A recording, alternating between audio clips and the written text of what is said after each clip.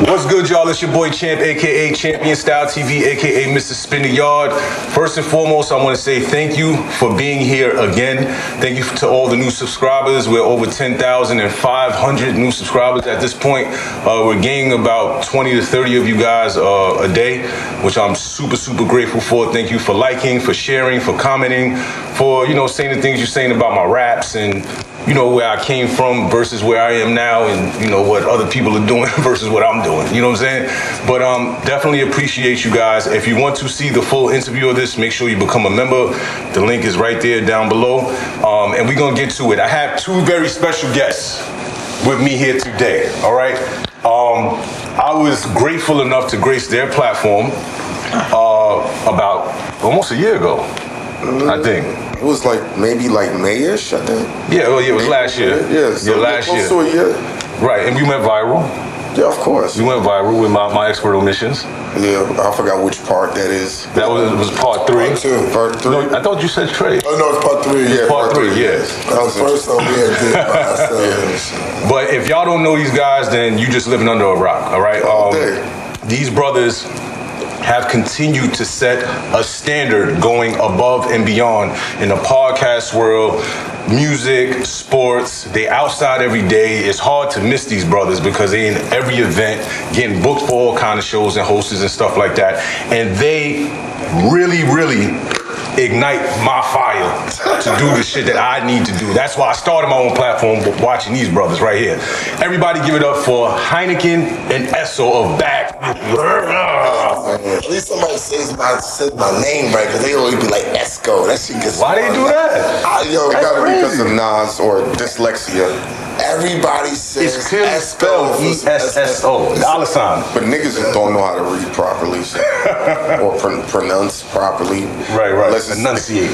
Unless it's some weed strain. All of a sudden they know how to say all the weed strains proper.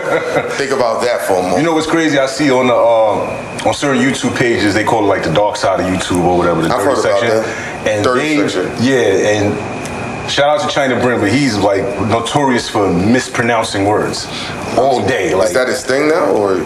I think he's really like doing that intentionally. Like That's really brilliant. can't enunciate. See, that I'm not mad at. That's brilliant. Right.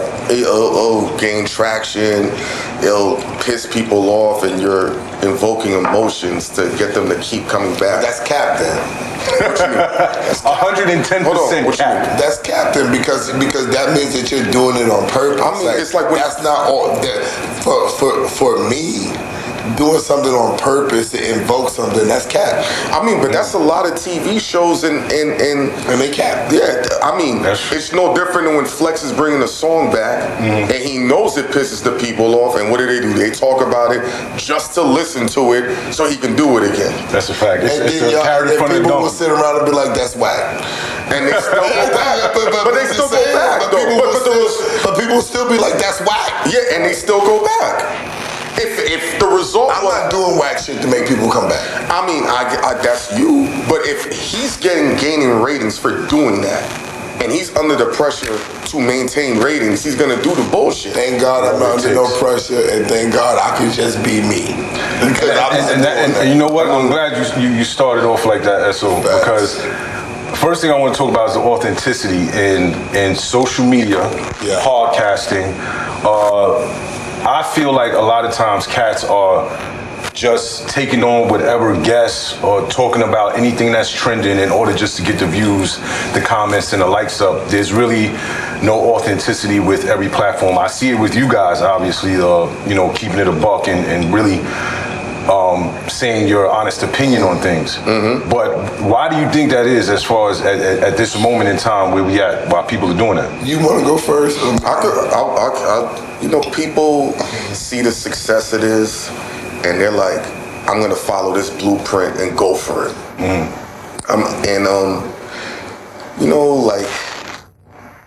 To be yourself, good luck with that one. People don't got the patience, they don't believe in themselves, and legitimately, they don't have fun. We legitimately be having fun in these conversations, and that's the difference. Right. They're under pressure. I done seen people have their whole talking points on how they're gonna talk to the guests. So when Champ says, I'm from Brooklyn, they'll have the question laid out. So Champ, how does it feel coming from Brooklyn when you were, and it's all written out, and I'm like, that ain't fun. That's corny. And people don't know how to have fun. They're afraid of being criticized and ridiculed because sometimes whoever you are on that camera is not going to be 100%, That's the number one. That's the number one thing. Niggas don't want that pressure. There you go. Right. Because you got to keep up with that. It ain't even keeping it's up. not keeping up with it. Nigga walking the street, nigga. Yeah, niggas you know what it is. Pressure. Yeah. Like niggas know. That's why when niggas see me, niggas be like, I can't believe that these niggas is outside so much when they really say their real opinion. And niggas be mad. Right. Niggas is really mad because I don't agree with them. Right. Or I might think that they shit is trash. You know what I'm saying? Like, people say my shit is trash. I don't fucking care. Right. You know what I'm saying? But taking that pressure, like me and Shice Bubs talking. Shice Bubs know me since I was 13 years old. And he said the difference between you and everybody else is you say your shit with conviction. Yeah. You have an opinion and you're not you're not sugarcoating or sidestepping opinion. You're telling motherfuckers like, yo, this is what the fuck I think. Whether you like it or not. And this is the new rap game now. I see y'all. Let me say something in connection with that. So I seen y'all interview with Whack 100. I watched it a few times actually because there was so much shit in there that needed to be unpacked. Yeah. So one of the things I seen was how this music streams are not where they used to be because podcasting is the new streaming.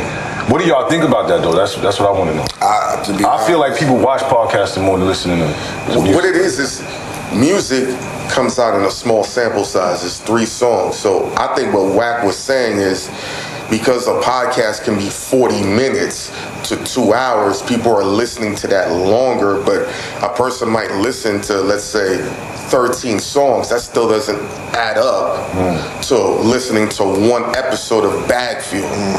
That's where I think he was saying the appetite for music is never going to go down. It's how people want to find it and discover it. But that's not what he's saying. He's saying when you're watching a podcast, you're decreasing the time of when people go look for the music. Because people are listening to podcasts in their cars, when they're on the plane. Even like you always tell me, Inspector Deck says to us, yo, I put y'all shit on. What does he do? Then he goes back to watch later. He puts our shit on watch later. So he doesn't forget. So he doesn't forget. So when he gets downtime, I interrupted you. So when he gets downtime, he gets to go to the watch later and catch us then. But why don't you agree? You say you don't agree with that. With what? That podcasting is overdoing music right now. Because music is just trash. That's all it is. Music is not. Hold on. Music ain't just trash, man. What percentage of music is trash? Because there's some dope shit out right now. 95% of it 95% is trash. You're gonna catch 1 or 2 good songs. Ain't no artist breaking. The old niggas that's doing it's only one old nigga out here. Jim. That's it. Jim Jones. It's only one old nigga out here that if he walks in here, niggas want to hear him rap, see him perform. You can put him on the show with the young niggas. That's only Jimmy. He's the only nigga I've ever seen get away with a salt and pepper beard, and it's okay.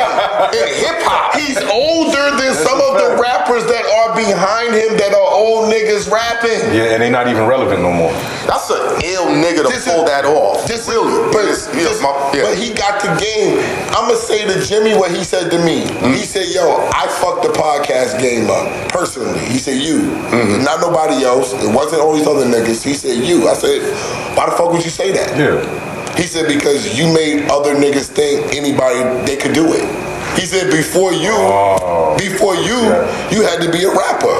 You had to be Nori. You had to be a battle rapper, a Math. You had to be a Joe Button. You had to be a Jimmy Wallow. These niggas had fan bases that was transitioning. He said you came out of nowhere, fucking music manager giving information that make everybody, I can do this shit. Fire up a camera, nigga. Right? So when you got Jim Jones, I'm gonna reverse it. You got Jim Jones running around, still in fashion.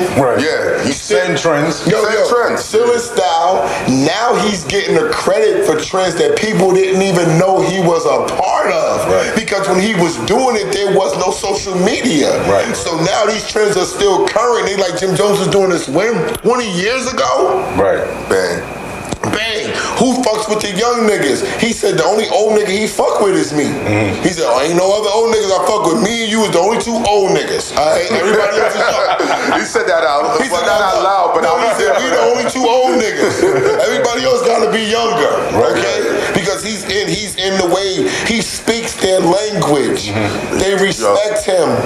And I think where Jimmy wins, he don't talk to the younger generation like they kids. Talking down to them. Yeah. Like he speaks to them as peers, not because he wants to be a child. He's like, you're a grown human too, and I'm gonna give you that respect. He enjoys them like they're he enjoys them like they're younger brothers and younger sisters.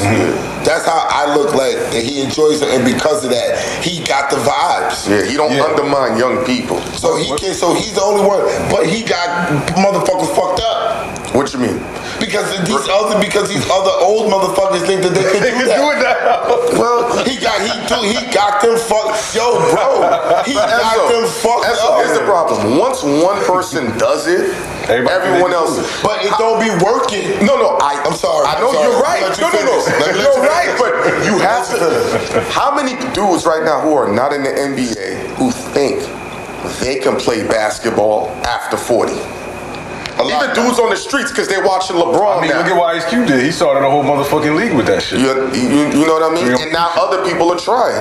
Like Esso's not wrong. It's just Jimmy is just an anomaly, but he's opening the door now for other rappers to do it. No, he's not. He's opening the door for them to think they can. But he's opening the door for them to do it. He's opening the door for them to think, he can do it, I can do it. No, you cannot. When we do interviews, right? In different cities. Every city says hip-hop originated in New York. That's a fact. Now it's all over, right? I'm going to spin it back to his example. When these other rappers from other towns was trying to emulate it, they're like, no. You're not New York. You can't do that. But eventually, they saw it enough to say, they conform. They can get close to it. Esso's not wrong. These niggas can't do it. But it's going to happen where 10 of them are going to get it right. No, you know, because look at the span of time that went past in hip-hop, right? That Jim is where he is right now because he put mad work in, right? He's a super marketing person. And he never stopped. He never stopped, right. Yeah, you're right. Niggas was laughing and thinking he's over. He kept going. He kept going. Now, one of the things I'm going to say, right, is that during his wave, even unwave, right, when he wasn't really relevant like that, he was still outside. He was at every event. He was going to smoke shops. He was sponsoring shit. Still rapping. And he was still rapping. He always dropped something every year. Every couple months he dropped some shit, right? Now, when you look in that pocket of time, besides big artists like the Drakes and the Kendricks and stuff like that, somebody from the core of New York, right? There were no other rappers his age doing anything.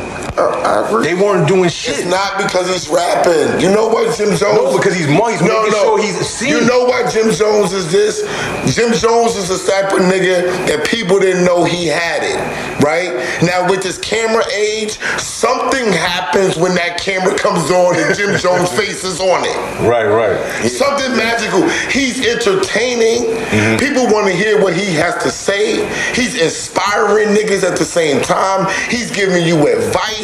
He's shouting out to the young niggas. He's unpredictable. He's beefing with niggas. Because you never know if he's gonna be happy, smiling on camera, or he's gonna be like, he has a dead pig expression. Yes. You don't know if he's gonna be mad, but whatever happens happens when that camera came on. See, Jimmy was out before the camera age. That's a fact. See, these old niggas can't caress the camera. Pause. You gotta be able to caress the camera. See, the old niggas is like the camera's not my friend. No pictures. Yeah, don't pictures. put that in my face.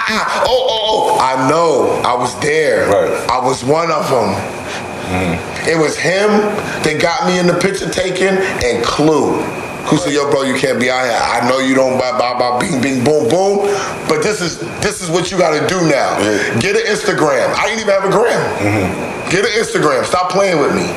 How fuck people gonna know that you my man and you really in the business?" I said, "This is how people know." I'm talking about years ago. This is how people gonna know I'm in the business. Clue. Yes, nigga, you gonna take pictures with this. Boom, boom, boom. Put it out there. I was already out the game. Right, you was already moved on to something But think else. about this. Selling clothes. Taking pictures with celebrity validates your work. It's and crazy. actually doing the work and having the resume and the results. So I'm going to say something to that. So when I first came home from jail, I thought that was it. What you mean? What? Taking pictures with celebrities. So that's like my initial, like coming home from doing 7 years. Like I went in 2014, I came home 2021, Niggas right? like, oh, wait, y'all let him pull it up. Yup. That's it. Yo, Hynaken Esso over there at this fucking this Halloween party. Them niggas. Yo, let's get a flick real quick. Pictures. That's a fact. Pictures. That's a fact. But what's crazy is that to an extent it does bring you a certain value. Yeah, it does. Right? Because if I'm in a picture with y'all, I'm in a picture with Jim, I'm in a picture with Lloyd Banks, with this person, that What's person. the value? No, he's gonna say. The value that I get is that, oh, he's somebody. No. No, I'm telling you the response. No, what I'm saying is, He's giving you I'm surface telling you, level from shit. coming home from jail, the only thing motherfuckers behind the scenes or niggas I was locked up with know me for was the magazine. That's it. Gotcha. Right? Even meeting him in Space Ghost the first time. Right? was the night we They didn't know went to who the Lloyd fuck Banks. I was at Lloyd Banks outreach R.P. party. Hovain, man. Yeah, R.P. Hovain. He invited me there. Meeting them, they didn't know who the fuck I was. I ran down on them like, yo, my name Champ, I just came home, I got these magazines, boom, boom. They was like, all right, cool. They wasn't pushing me back. They was like, all right, let's hear what you got to say. But what I'm saying is, once I started posting those pictures with certain celebrities and shit, people started DMing me. And when they started DMing me, I started to know what my trajectory is. They like, yo, you do business consulting? Yo, can you connect me with this rap? I'm trying to get a feature. Can you get me on this show? Can you do this? Can you do that? And I changed my fucking bio to business consultant. Because that's what the people were saying to me.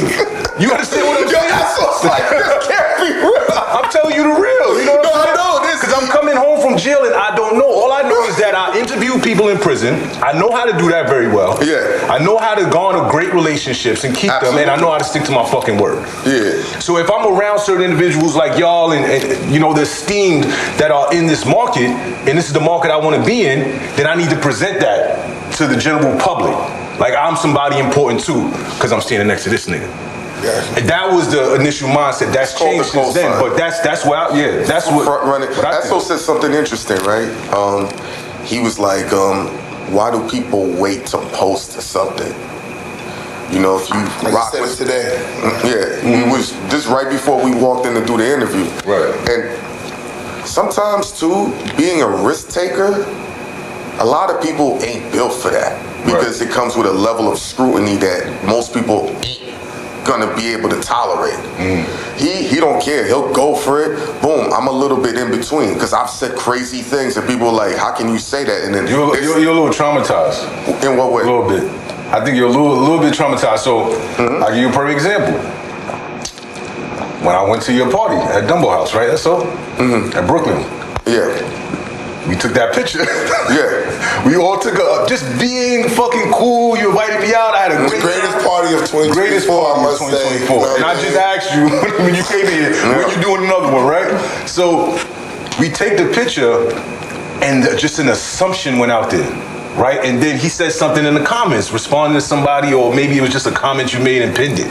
But he was like, I forgot what you said exactly, but people automatically assumed that I was going to come on y'all's show to speak about Son. It was something. And it was just us having fun at a fucking party, taking a picture. The comment really, if you read it, it sounded like a shot. But if you weren't, but if you weren't at that party, you would never understand what really happened. I remember, oh God, But what I'm saying that to say this, I said you were traumatized a little bit because I've seen you speak on your platform about different times that you've posted things and people say certain things in the comment and it makes you want to just like, just stay away from this shit. And I feel like that was one of the examples because of all of the fucking backlash that came out of that. And then I dealt with the burden of that shit too. I ain't gonna hold you. Sometimes, like you said, man, Esso and I, we go back and forth about this. Even if you mean to say the right thing and give the best compliments, people perceive it the way they want. They're gonna 50% of the people gonna say you said you're bullshit. So it doesn't even matter at this point, honestly. Can I ask y'all a real question? Yes. It really don't matter. Whatever's on your mind, brother.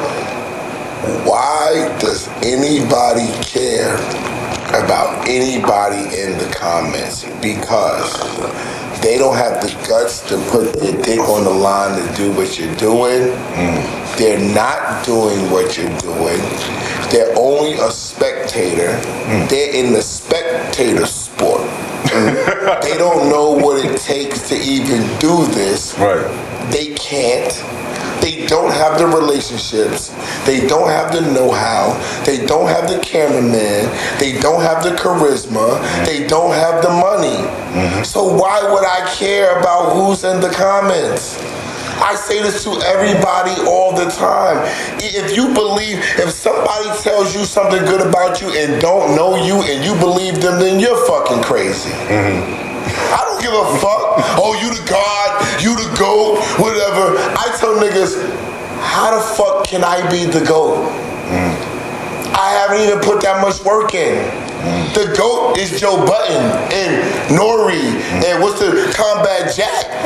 Those is GOATs.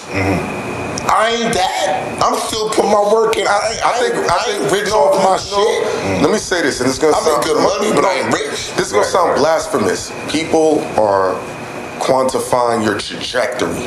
How about this? Somebody posed this question: when was Jordan considered the GOAT? After he won his first title. It's what? After he won his first title. So he didn't even win the 5 yet. And people were already saying he's a GOAT. Yeah, when he retired the first time and had the 3-peat, and they put the statue, he's the GOAT. He's the GOAT. So how is he the GOAT already and he has 2 championships? So, you know, people are going to be like, you compare that to the Jordan? I'm telling you, sometimes people can understand trajectory, and people that put their bet on Jordan, he delivered. It's only I agree with you. I'm gonna say why I don't agree with you in totality, Esso, because I agree with what Hynaken says. The thing is, you as an individual have put mad work in behind the scenes back in the days when nobody really knew who you was on the public surface, right? And now you're here sharing wisdom, which is something a lot of niggas don't do as far as music business and beyond. And you're consistent. I follow you guys because of your consistency. I don't see nothing being half-assed. I don't see no half-stepping. Plus, y'all personally give me wisdom. Yo, champ, what you got going on? Da-da-da. Yo, you should do it like this. You should do it like that. Y'all don't have to tell me that. Those are GOAT qualities.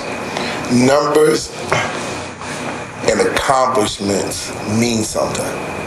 That's true. There are numbers and accomplishments that we don't have. It's only one. They're coming. They're happening. There's only one person that ever said that calls me a GOAT or the GOAT or whatever, and I listened to him, and I even looked at him crazy. He said, "Well, you a GOAT to me, nigga," and that was Raekwon. Wow. It has story. That's a legend telling you that. Yeah. He's the only person that I ever took that from, because when he shook my hand and he said that to me, I looked at him, I said, and these are not niggas that's just gonna give compliments. Yo, bro, I looked at Raekwon, I must have looked at him like he had 13 heads bars. Because he said it to me, and I was like, what? Like, what? He said, well, you a GOAT to me, nigga. Right. And I was like, damn, Raekwon said, I went to the car, I said, Raekwon, and I'm not on that type of time. Right. You don't. I don't really give a fuck about nobody. Right. I'm gonna keep it real. Deck is my man. I'm gonna say that. Deck is my man. Salute to Inspector Deck. Salute to Deck. Deck gonna have us do some shit in his documentary. It's gonna fuck all y'all up. Right? But nobody knows that. You the first. Yeah, you the first one that did Deck. Deck might be mad I said it, but I don't give a fuck because Deck shit gonna be fire. That's a fact. Deck shit gonna be fire. And then you know who else I want to acknowledge, man? And he don't get enough flowers for this. Your fellow Sagittarius brother, Cormega. Cormega, yeah. Like, I could drop a tear because when our back was against the wall and people really like put their hands away from us, Mega said, I'ma stand with y'all. Because he knew what happened, and he said, I'm going to do y'all show, knowing what it would do for us on a business level, a corporate level, a visual level, and a street level. Was this at the commencement of Bag Fuel or after y'all started? It was right. It was like a few. We had started, but me and Megan already had built. Yeah. Okay. Because for some reason, Han wasn't with me this day, and I went on some Queen shit to go meet Megan with Gray Rizzy. I don't know what happened, and me and Megan just hit it off, and it's on some Queen shit. I said, I'm gonna promote your shit. Fuck it. You know what I'm saying? You doing your thing. I fuck with you. I'm gonna help you out as much as I can. And he appreciated that, and I just, I'm a Queens nigga. You know what I'm saying? So I'm always gonna be like, yo, fuck it. Like whatever Megan needs from us, because he stood with us when everybody turned their back on us. And we got hits off that shit. Yeah, and then like on a street level, all the street dudes that was like, they had to say, Megan ain't just gonna stand with that. Right. What are we missing? Right. And then when he went on the show with y'all and he mentioned us and said, I did this shit, because and people look at that. Yeah. Right. And people be like, damn, Megan went through all of that to just make that known.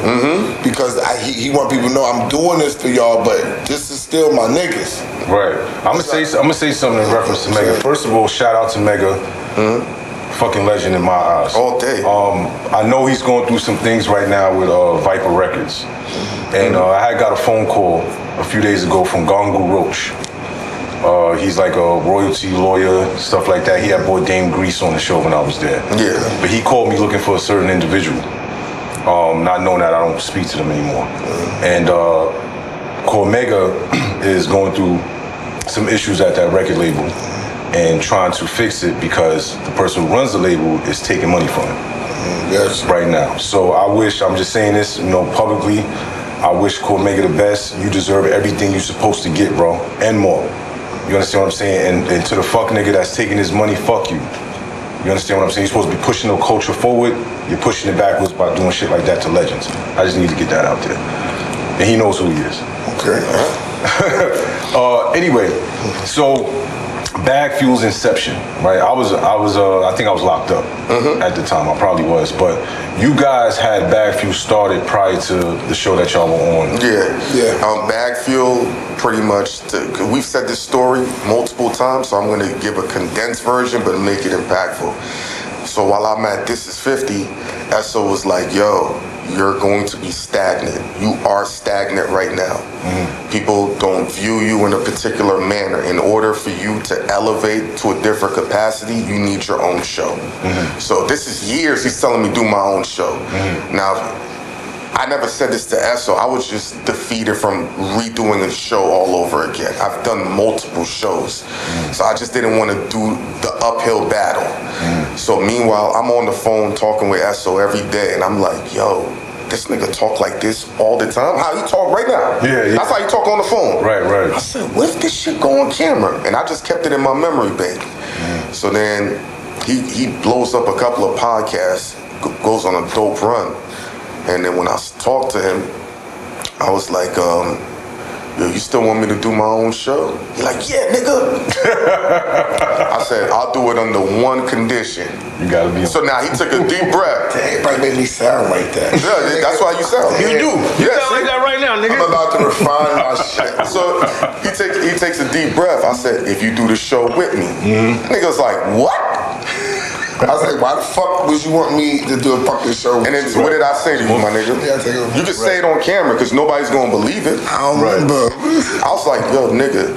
Oh yeah, nobody talk like you right now. I said, you're better than 95% of the niggas doing this right now. He like, what are you talking about? I was like, because people trying to get me to act, and this is what I told you. I said, people been trying to get me to do movies. People trying to get me to do voiceovers, but I stuttered my whole life. So I didn't trust niggas. You know what I'm saying? So I was always embarrassed because they didn't necessarily know that I stuttered, and I didn't want to get to the point. And I know when it happens, and it can get bad sometimes. You know what I'm saying? So when I spoke to Hynaken, and he just gave me the confidence, I was like, you want to fuck with me? I was like, nigga, I stutter though. He was like, and the way he said it, he's like, I don't give a fuck about that. He was like, he was so matter of fact on the phone, like, nigga, I don't give a fuck about that. He's like, I got family people that stutter. I don't give a fuck, nigga. Yeah. We gonna do this and that. And I was like, and I said, I trust you. I'll try it. And we had a lot of ups and downs. I'm jumping ahead to come back. I remember he was like, yo, this is taking too long. What's gonna happen? I said, yo, Esso, niggas are going to post you up. Right. He said, rappers don't do that. Bitches don't do that. I said, Esso, they do it for me. And you're better than me. They're going to do it. I was like, ain't nobody gonna post. He said, Hynaken, where do you get this delusion from? I was like, you're delirious. I was like, nobody's gonna give a fuck. Now look, I said, he can post it more than any nigga. And I'm hyped. I would say that. I said, nobody's gonna give a fuck about what I got to say. I said that. And at first, we were just trying to find ourselves. Yeah. Right? So, when we were trying to find ourselves, right when I got comfortable on camera, I mean, the very day I found out my cousin had brain cancer, right? And a couple weeks later, COVID hit. Right. Couple weeks later, COVID hit. Right when I got comfortable on camera, and I was like, oh, my career's over. All over I'm gonna do. And Hynaken was like, yo, don't worry about it. He was like, yo, I'm gonna revamp the clips we got. We're gonna drop those all through COVID. And then he called me, he said, I got something. He's like, they called me for This Is 50, and they want me to do these interviews via Zoom or whatever it was. He's like, I'm gonna tell them I'm not gonna do them if I can't do them with you. Restore the confidence. There you go. Yeah. It was just there. It's a real friend. And then females started following us from that. Right. We had a lot of big names. We had a lot of big names. We had the mayor before he was the mayor. We had crazy. We had mad motherfuckers. And it was hard to get people to YFN Lucci to Zoom interviews lose energy and connectivity. However, our Zoom interviews, it felt like it was really connecting. Motherfuckers was inviting us like, yo, we can't wait till COVID is over. Listen, to fly out. We had Trayvon Martin's mom talking about what type of porn she likes. Yes. What? Yes, bro. I gotta go back and nigga, we had the mayor going crazy before he became the mayor. Man, talking about Jews, niggas, shooting guns, gang shit. Nigga, what? We got what? He wanted us to do his digital marketing. The mayor, and then the girl at fucking This Is 50, she cock blocked us and shit. Cause she felt like y'all was moving over. Nah, she didn't fuck with me. Do your own shit. She didn't fuck with me. It's regular shit. She didn't fuck with me at all. And then he came up with the name Bagfield. Yeah. No, what's the fueling young minds to get to the bag. Say that again. Fueling young minds to get to the bag. You gotta tell the story. So, I want to. No. So. He's like, yo, what we gonna name this show? Couldn't come up with a name. I said, yo, S. Damn, why you always act like I told you, yo? He always talking like crazy, bro. He's like, what we gonna name it? I said, yo, I've learned names like this, you gotta let it happen organically. But I'm a very slow-paced person about shit, but I'm gonna get to it. He's super gung-ho. So when he's like, yo, this is taking too long. I said, it's gonna happen. He don't fuck with it. It's like, just get it done. And work on it. Yeah. So one day he calls me. He said, I got the name. I said, what? He said, Bag Fuel. They were on the phone like this. Mad quiet. Don't you hate that when you have the most conviction about something and nobody had that same conviction? I don't give a fuck. No, but I know, bro. It doesn't. You want to hear something crazy? I still don't like the name to this day. I love it. He know it. It don't fuck. But here's my thing, champ. The reason why I've been able to really still elevate, just because I don't fuck with something, don't mean it ain't a great idea. So I'm willing to give certain. No, he hated it. Yeah, I still do. I'm gonna tell you what changed everything. I'm gonna tell you what changed is one dude on the abstract that changed my whole career when people found out before I even met Math, before I got to the relationship show. This is what pushed me. Gary V. Yeah. Gary V was cool with me through Clue. Okay. So Clue says, yo, GV, do a drop for Randy's new show. So GV's like, all right, what's the new show? I said, it's called Bag Fuel. He's like, Bag Fuel? I said, yeah, fueling young minds to get to the bag. He's like, that shit is fire. Yo, Clue, you need to put everything into this, nigga. Yeah, this is on camera. Yo, he said, you need to put everything. He said, that's fire. He's like, bag. He said, no. He said the drop. He said, you watch your bag fuel, motherfucker. That's how the drop was from Gary V. And I ran with that drop. Oh, yeah. You watching bag fuel, motherfucker. And that still ain't make you a believer. No. No, it made everybody else. He still might have not liked the name, but he's gonna go with it regardless. Right, because there's a lot of things that I didn't like that still worked for me. Just because you can't see the vision, conviction matters when you're rocking with somebody. Right. And if they're like, yo, we can do this, all right, let's get it. There's a lot of things that people don't see the vision of, but that's not gonna undermine us getting to where we gotta get to. When I first started my first show, True Stories Radio, that's how I met Math, was through True Stories Radio. My editor at the time, Pusha K, was like, we're gonna put B-roll in the interviews. I said, that's dope. He did it. Nigga, that shit set us apart from everybody. But you can't do that no more because of copyright reasons. But I still said, you know what? This guy has the conviction. He's going to make it look good. Go for it. Right. I got you. You know, sometimes it works in your favor. This is, and again, like I said, y'all fuel me.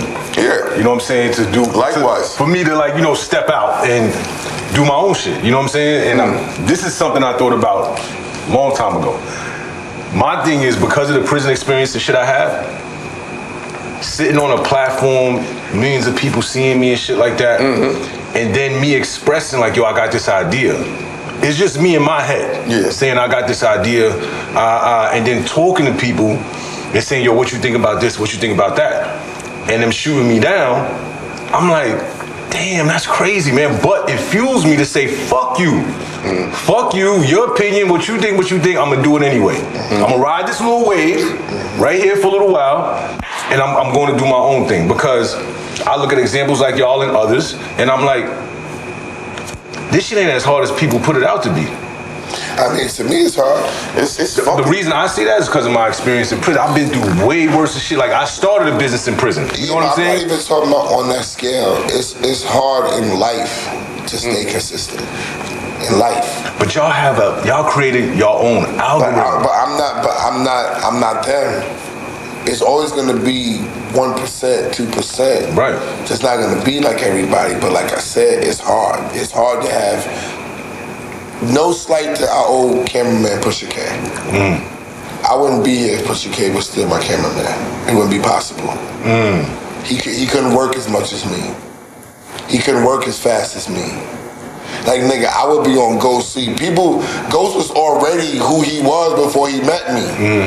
But when I met him, I was like, I need my shit faster. I need it now. Ghost, put it up today. We film it today. Put it up. Yeah, Ghost ain't no joke. And Ghost would be looking at me like, put it up back. He been like saying it. He been like, what? Put it up now. Put your shit up. Yo, him and Ghost are the two most I don't give a fuck niggas I've ever seen in my life. I've seen that in real time. I see that. I'm not to cut you off. I seen that the first time I went to the show. Yes, because them two niggas have math stress. Let's keep it real. And this is not to play him out. It's different entities of who they are. But that energy is necessary in order to propel to the next level, I feel like. Because when I walked in there, I'm like, all right, I had my little situation going on with the magazine. I had a videographer. Yeah. Like you said, I needed like this, like yesterday, right? So my thing was a little different because I wasn't on YouTube. This is just I needed so I can have it transcribed, put in the magazine, and pushed to the prisons. But then I'm looking at y'all in the show and all of that. I'm like, nah, this shit need to be on fucking camera. This shit need to be on screen and all of that. But I have to, And I'm like, but y'all don't even understand the seed y'all niggas planted when I first walked into that shop. I walked into that shop and I sat, not knowing what to expect.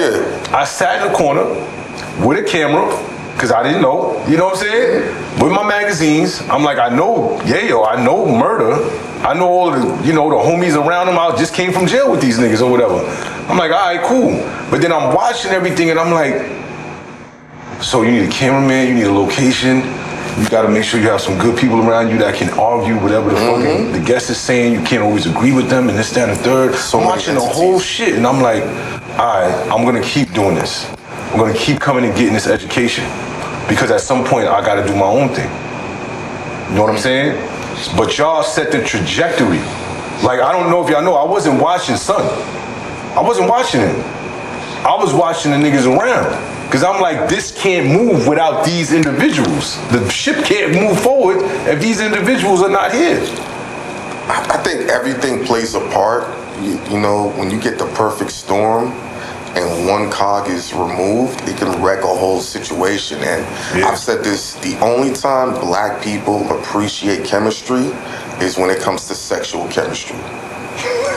Other than that, anything else, I can replace him in business. I can replace this chef. Yeah. It can be replaced. But sex, we gonna fight to keep that chemistry. But everything else, I don't care. I'll move on. Yeah. I'll get a different driver.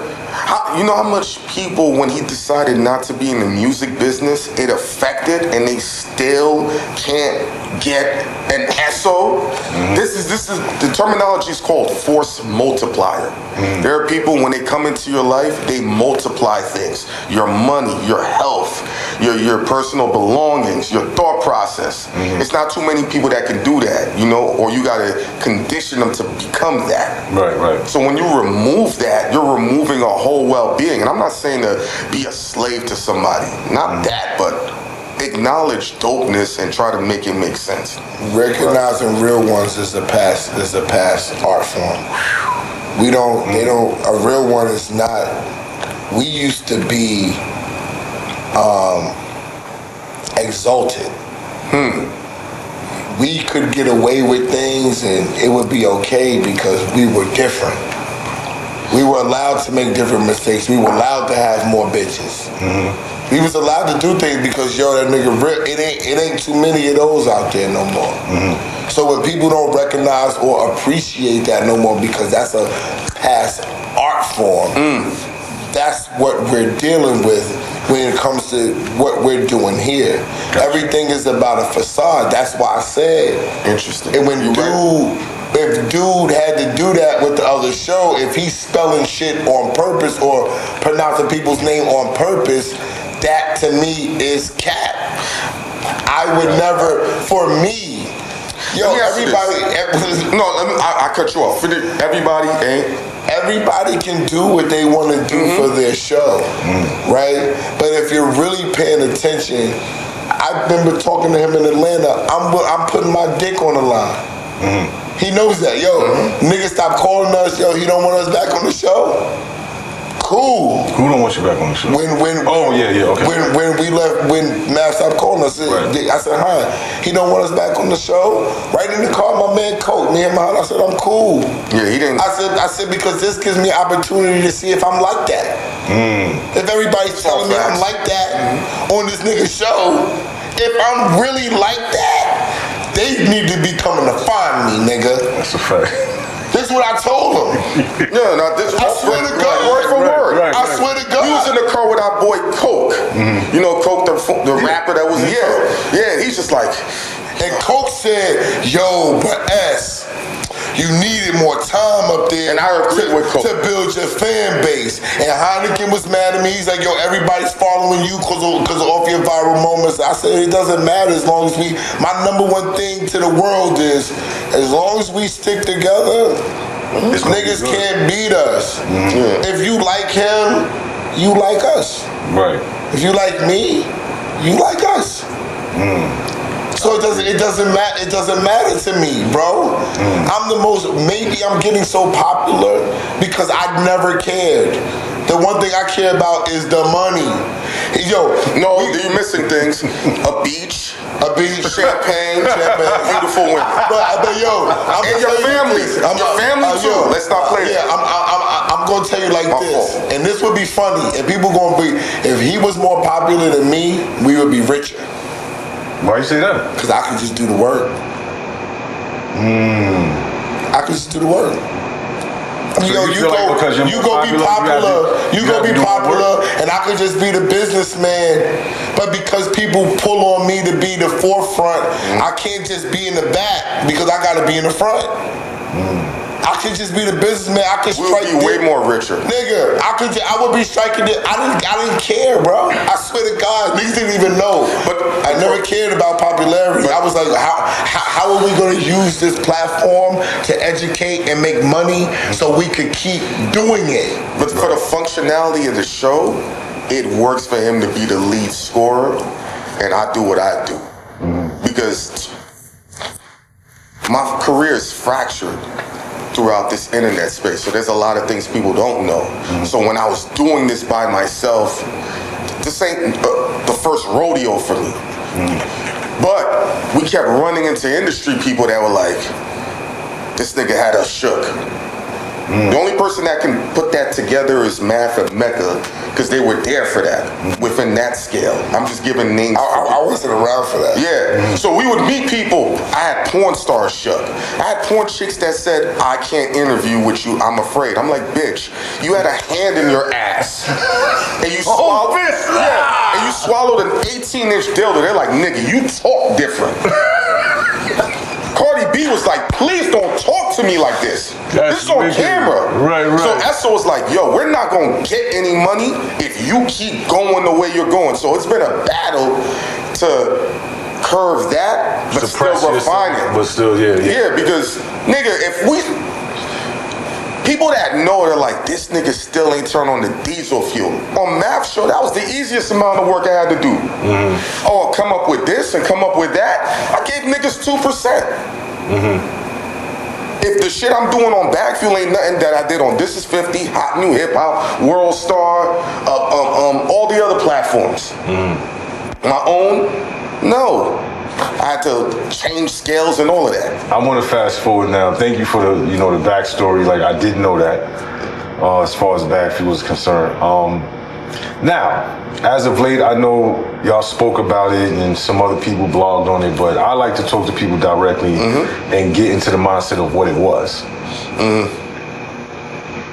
I'm gonna give my opinion after y'all say what y'all say. Y'all went on Angela Yee lip service. Oh Lord. Yeah, you just known this was coming. So listen, we coming from some of the same background, so I gotta ask this. Y'all go on the show, y'all booked to go on there, y'all up there, having a good time with Yee and everything. And this guy walks in. Yeah. Now, I've been getting stopped in the street to this day. Of course. About that shit, like, Champ, what you think? I'm like, nigga, I know exactly what happened. I've been around Kim Osario. This is what she do. She's messy. When she called me, because we spoke on the phone, I was shocked. She was like, she said something, and I said this to her in person. I said, Kim, I understand what you were doing. Well, this is after the fact. Literally right after the whole incident happened. And then we spoke on the phone because when I say him and her. No, I know that. I'm trying to get to it. When I say we, I'm saying Gossip Viv. She the one that put the three-way call because she could, Kim ain't have my number. And I said, Kim, I understand why you did what you did, because only love would make you do what you did. I concur. I don't know what that means from your perspective. I've been around, so I know what's happening behind. Because there's no other reason to do that. Hell, Math got a love triangle. What I don't know. Listen, man, I'm just saying I've been around. I've seen some things. Yeah, you was there longer than us. I mean, you haven't seen her on the show since then, have you? Since the incident? Yep.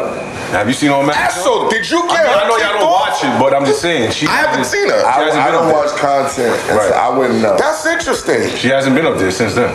I don't watch content. She loved me. I don't watch content. Everybody thinks that's a big thing. No, that's like Lil Wayne. I don't watch my own stuff. I don't watch myself. So she hasn't been up there since that incident. So what does that say? You know what I'm saying? Who knows? I don't know. Yeah, maybe she's a businesswoman. She has probably other projects and entities that has more priority than her being on the show. But what was the excuse? What excuse? For why that even took place? Because y'all went there with a mindset. Y'all went up there to take care of business. Y'all went up there to do an interview, whatever the case may be, talk about topics, and then this guy walks in.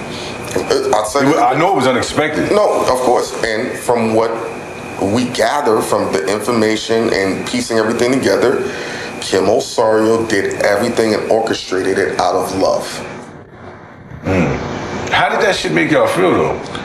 Like, sitting there like y'all, like me personally, I'm gonna keep it all the way 100. Yeah. Niggas ask me this in the street all the time. Champ, what would you do if you were sitting there? Obviously, I'm not y'all. The issues I got is different from what y'all had with Boy. Yeah. So I'm like, I'm me personally, I'm getting up and I'm leaving. There's gonna be two things that happen. Either I'm gonna get up and walk out and leave. No, I'm not gonna leave because No. I'm saying that for me, but we have two different backgrounds with Boy. No, but listen, right? but peep game. Before you even say that, this is the benefit that I had of him being in the game prior. Because he already said when I would get, if I ever got mad at shit, 'cause I would tell him, I'm just gonna walk off. He's like, that's not a good look.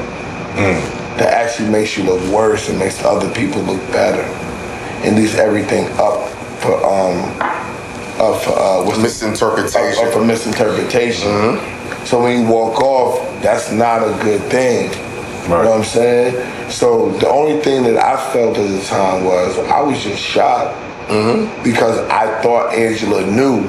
That I found out later she didn't know. She was the only one I was concerned with because I considered us building like a really close friendship through him. I had just been to her crib, you know what I'm saying, for a party. I know her boyfriend. We cool, you know what I'm saying? So I'm like, I would never do this to her. So that's the part that I felt, and I found out she ain't had nothing to do with it. Yeah, everybody's dragging her. This is all Kim Osario's brainchild. I don't know. See, I never spoke to anybody. So he doesn't know. This is. I can't even speak on Kim Osorio. I don't know whose idea it was. All I just know it was. She said it on camera. It wasn't Angela Yee's idea. That's the only person that I was. And it wasn't Gigi McGuire's idea. Gigi said. We already know Gigi had nothing to do. So I'm gonna tell y'all exactly what happened, right? Boy interviewed Fat Joe. You gotta look at the timeline of things, right? Yeah. Because I've seen the way Kim thinks. I've seen it in action. Bunch of slack coming on the platform. Yeah. After Fat Joe went up there and said the thing about FBA and you know Brand Nubian and Lord Jamar and stuff like that. Shout out to them. So now you need something to take the attention off all of that. That's what she does. She does it with Love and Hip Hop and all of this shit she do at BT. So now you turn around, it's like, oh, Hynaken Esso gonna be on Angela Yee's show. You know Angela Yee, my homegirl.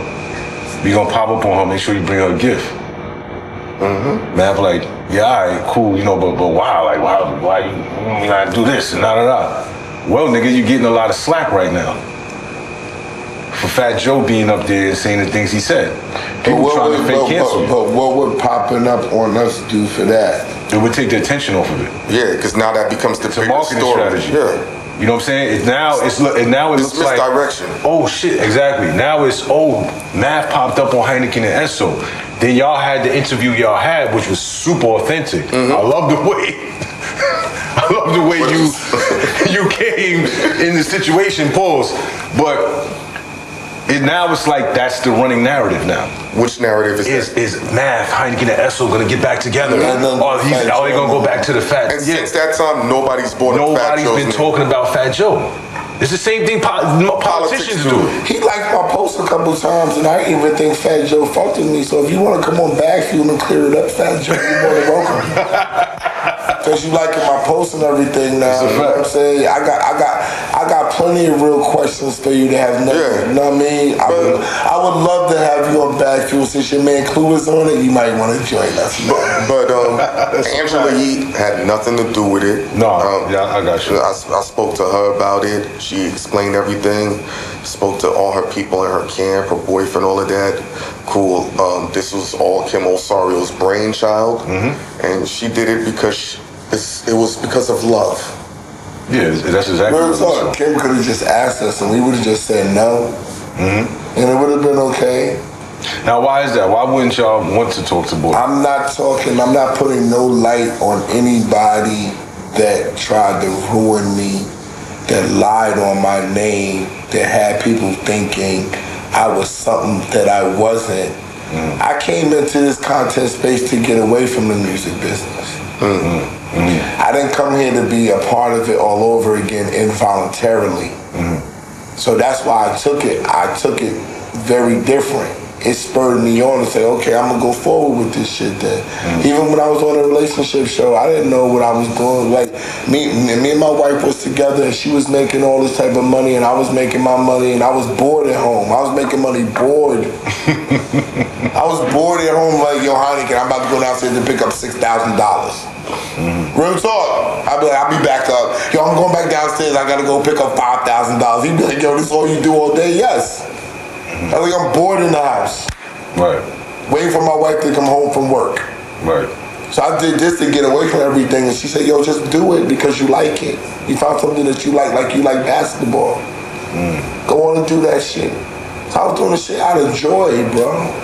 When I was on 8 at the table, they was giving me $200. When they first was giving it to me, I was like, I don't want to take your money. Swear to God. Dude was like, yo, I pay everybody that's gonna be here permanently. And I was like, oh shit, you want me to be here permanently every Thursday? Bet. That's when I started realizing, thanks to y'all, thanks to 8, I realized I had value. And then when he paid me, swear to God, niggas gonna laugh at me. I said, Hynaken, how's he paying me? How's he making the money? He's like, off of YouTube. I was like, they make money. See, y'all see? Niggas like, I gotta laugh at that. I'm sorry. It's real. Nah, I understand. It's real. I'm like, why is he paying me? He's paying the whole, everybody's paying me. Not knowing your view, the way you are, you're gonna boost his views. So when I'm getting 1.8 million views, I'm like, oh, this shit dope. He's like, nigga, they're making money. I was like, oh shit, you two make money? Yo, see, niggas is laughing at me. I'm dead ass, because I was on dude. I was like, oh shit, okay. So I was like, okay, I'm making, then I started adding money up. Okay, I'm gonna get $200 from them a week. That's $800 a month. Then they got me modeling. Remember when I was modeling? So they had me modeling. I was getting $250 from them. So I said, damn, on Thursdays, every Thursday I'm making $450.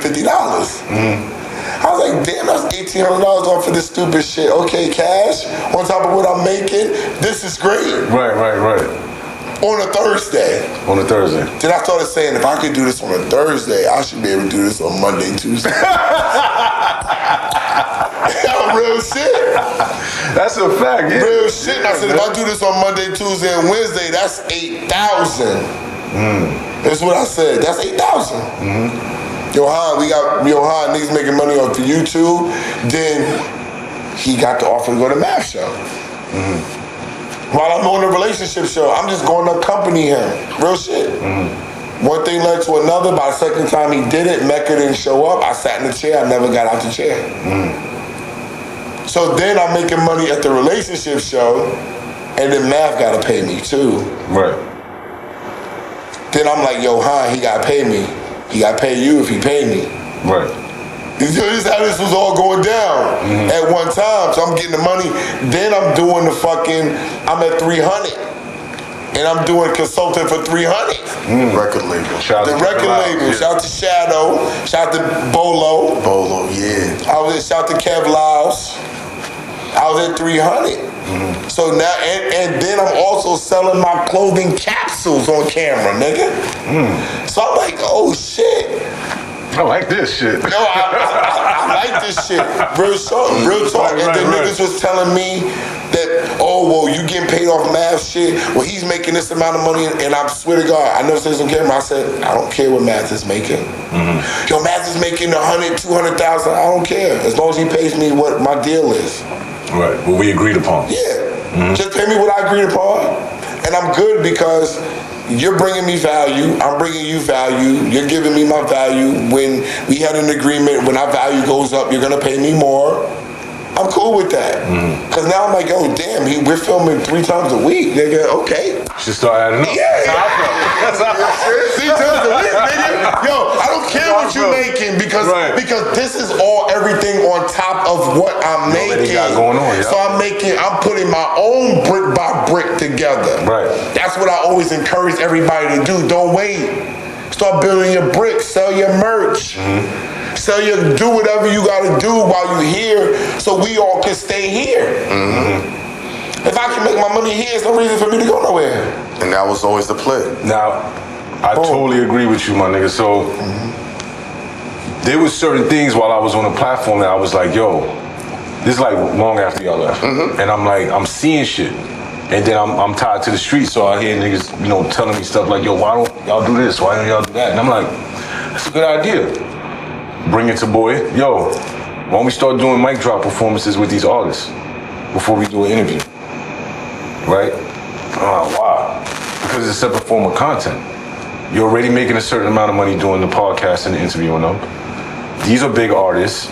If they're promoting a record that is not out yet, then you don't have to whitelist it on YouTube, right? And you can just put it up without a copyright strike.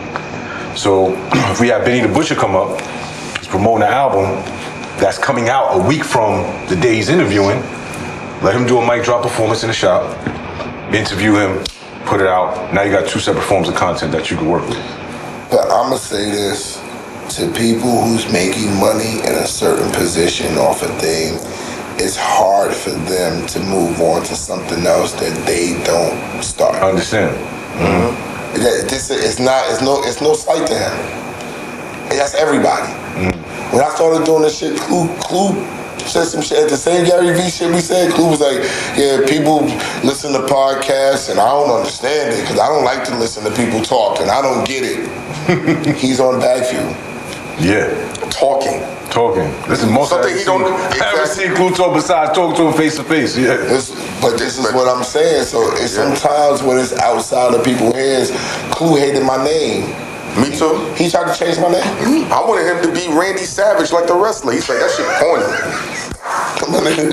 Clue wanted to change my name, yo. Clue was like, I hate your name. Yeah. Why? I mean, what's wrong with Esso? Cause they know me as Randy.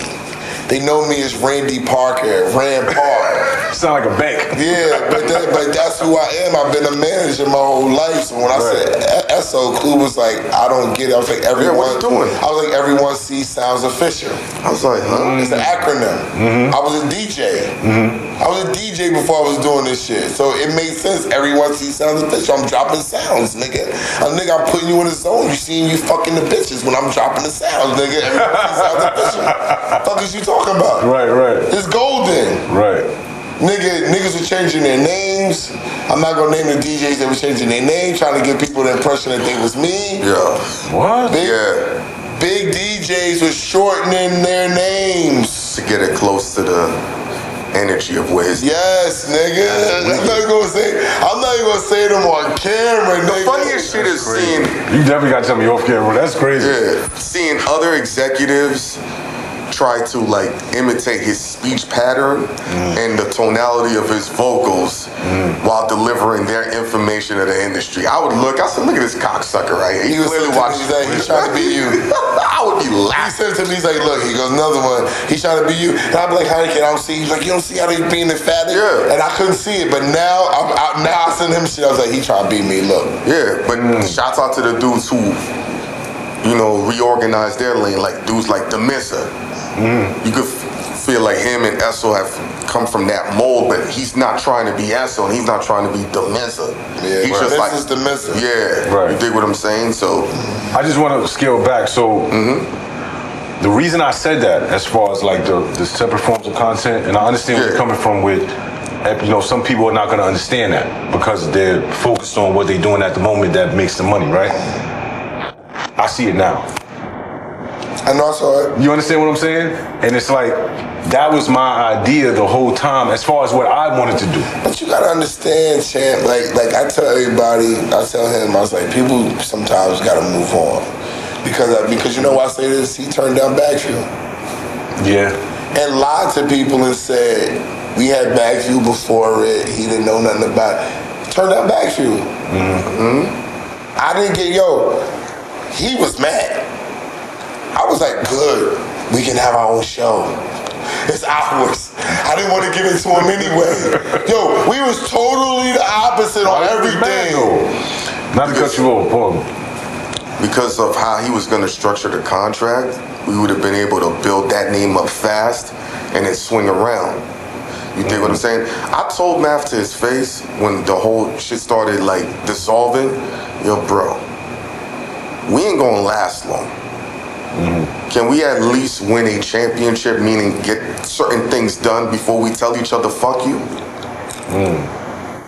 That was his thing. Yeah, I said that was Hynaken. That was I said can we get our money first? I said, at the age we at, we don't get this chance. I said, we're not going to stick together. Mecca's gonna be gone, I'm gonna be gone, Esso's gonna be gone. But I said, and I swear to God, I said this on the Joe Budden interview, and I'm gonna say it again. I said, Joe Budden is waiting to laugh at us. He's waiting for this shit to break up. Another one bites the dust. And when that news hit, he had it going, damn, he blah, blah, blah, blah, blah. Let me tell you something, champ.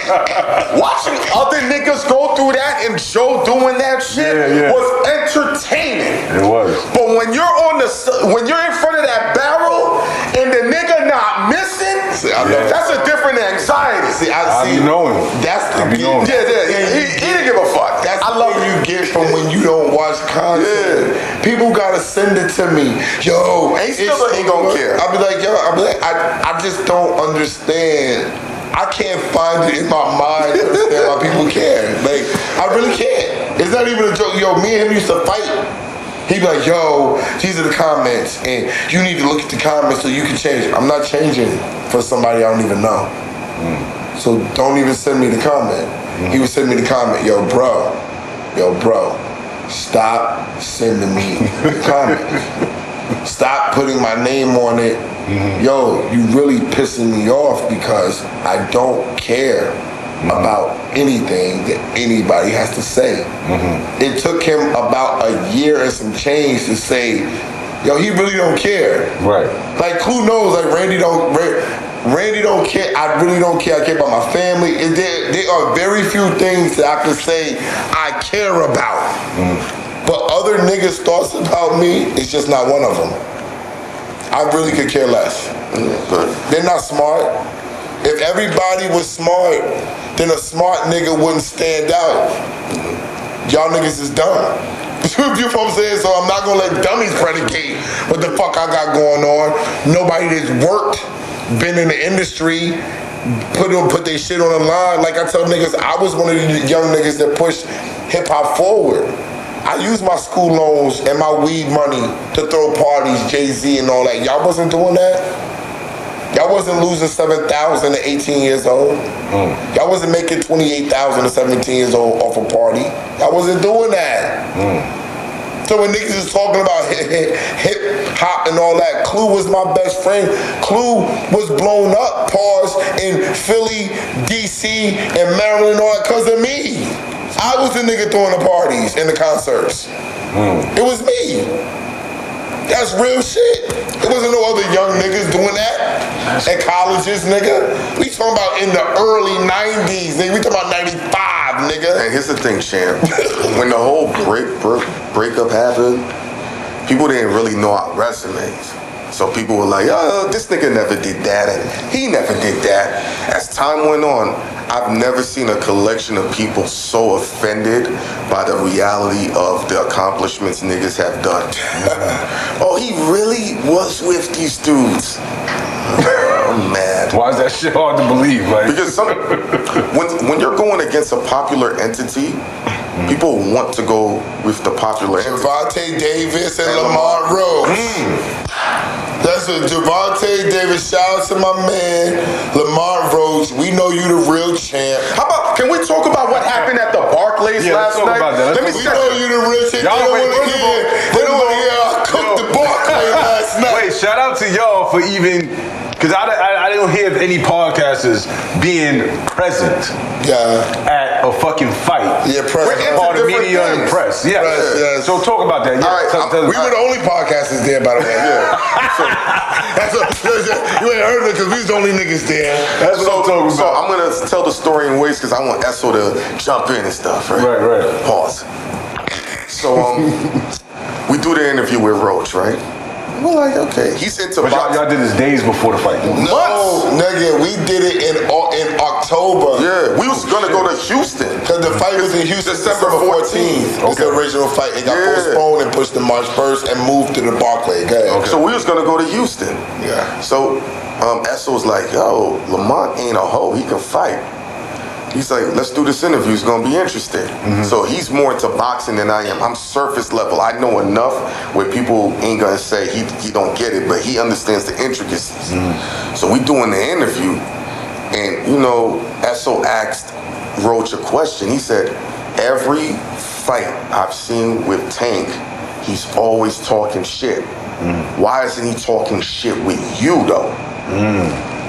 That's a good question. So now people were like, oh, he's not talking shit with him because he's not a big enough name. Yeah. Now we start getting the backstory. We're like, oh, if you put these entities together, it's a different relationship with those two individuals. People don't know how many years they've known each other. They follow each other, they friends. So now it's like, okay, so we're chilling. Now people start asking us our fight predictions. We're the only ones picking Roach. We the only niggas Team Roach besides Team Roach. So now people are saying Esso and Hynaken, controversial take. Bad fuel. Niggas is killing us. Now, if I would have said knockout in round 9, and when Tank took that knee in round 9, I would have looked like a pro. Right. He was off by 1 round. I said knockout in round 8. This is what I said, because I told Lamont, and niggas gonna laugh, I'm not a trainer. I said, Lamont, in order to knock this nigga out, you gonna have to hit this nigga with an uppercut. And what he did. And the one time, yo, bro, he caught the nigga with the cut, and then the other time he would have knocked him out, and he missed it. And I told all the boxing experts, I said, I told him to throw the uppercut. And this ain't fabricated because it's on camera. This is real, nigga. Right. So, okay, go ahead, Hynaken. No, we're gonna have him get magical. I'm just setting the table. So now I said, yo, 12 rounds, split decision. They're like, he can't stand up to Tank's power. You don't know what you're talking about. I would get to the Barclays. Y'all know, don't leave out, we're delusional. Oh yeah, everybody's running with it. Delusional. This is why Math kicked them off the show. They're fucking idiots. They don't know shit. Come on. He don't know none of that. And he don't give a fuck. Right. But it's not that I care. There's certain shit that, let's say 1,000. No, it's filters. If 1,000 comes, I might only see 1. I'm like, okay, cool. I'll keep it in my memory bank, but is it gonna wreck my day? But for this story, it's fucking beautiful. Right. So now they're saying we're delusional. Everybody's killing us.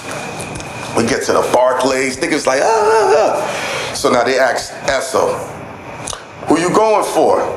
He's like, Roach. Niggas like, this nigga crazy. Why you trolling us? Yo, bro, niggas like, this nigga crazy. So now, we get to our seats, right? Cosmic Kev calling me. Yeah, Kev like, K.O. Lewis is calling me. Your man's going down in 6. Yup. Your man's going down in 4. I'm getting DMs from everybody. Your man. Go ahead. So now we're saying with a bunch of commentators. No, boxing expert. No. Aficionados. Hynaken, get it right. Aficionados. The criminal crop. Yeah. So they're talking to us. They're ready to go to sleep while eating chicken. Oh, they said we gonna go to sleep. They going crazy. I normally take a nap right now so I can wake up and see the knockouts, because you know your man's going down in round 6. And if you think we're bullshitting, the young lady that was streaming live on YouTube had the conversation recorded. And she taped me. I was going so crazy. Go ahead, Hynaken. No. I'm setting the table because I'm gonna end the video's coming out somewhere. I'm going viral. Yeah. So I promise you, I'm going viral. So now the fight's going slow, viral. and everyone that knows Tank, like boxing people, like he knows him. Tank is a slow start. So the first three rounds is nothing. You know, it's bullshit. So now they're like, yo, what's up? Esso like, I got Roach in 8. Well, DC nigga almost dropped his A DC nigga and Lamar's from DC. He's sitting behind me. Yo, OG, what did you say? I got Roach and 8. OG, what did you say? I got Roach and 8. Now the nigga over there is commenting like he don't believe what you gotta say. Hynaken's like he keep asking you because he don't believe it. I got Roach and 8. Nigga. Fuck you talking about? We setting the table, champ. Right. So now there's models coming, criminals, rappers, everybody. Niggas is smoking weed. And what I do, Hynaken, what I do? Hold on, wait. Okay, go ahead. To it. Go ahead. Now the rounds are going up. So they're like, yo, he about to get stopped. And I said, yo, it's going the distance, split decision. Niggas is laughing. Go to sleep. Yo, bro, the whole section, not just the press section, because the press section is right here. So we got niggas sitting over here. We got cameraman over here, everywhere. Niggas is everywhere. So now the rounds are going up. All Tank fans. Yeah, everybody's a Tank. The DC niggas is Tank fans. Which is crazy. Don't front DC. The DC niggas is Tank fans. Shouts out to Pyrex P. He's Big L's cousin. He talks to us while everything's going. That's who got me the weed. He got Esso the weed. So now we're smoking in the Barclays. He got me some weed. The models are smoking too. Drug dealers are smoking. Now the rounds are going up. So Esso's. Now I'm standing up. No. He's standing up, right? Now I'm standing up, y'all. So now he like, let's go, Mop! Make him a believer, man! Hold on. Now everyone looking at him. Because everybody's sitting down quiet. No, it's getting quieter. It's quieter. It's getting quieter and quieter in the building. So every round, 9th, 10th, 11th, more quiet. He's screaming, "Don't drop my nigga!" Yo, everybody's like, yo, you see niggas' hearts pumping because now he's fucking up. When he takes the knee, Yeah. I go crazy. And the Barclays is, yo, I swear to God, Jimmy and Fab can hear Esso. Everybody heard me, bro.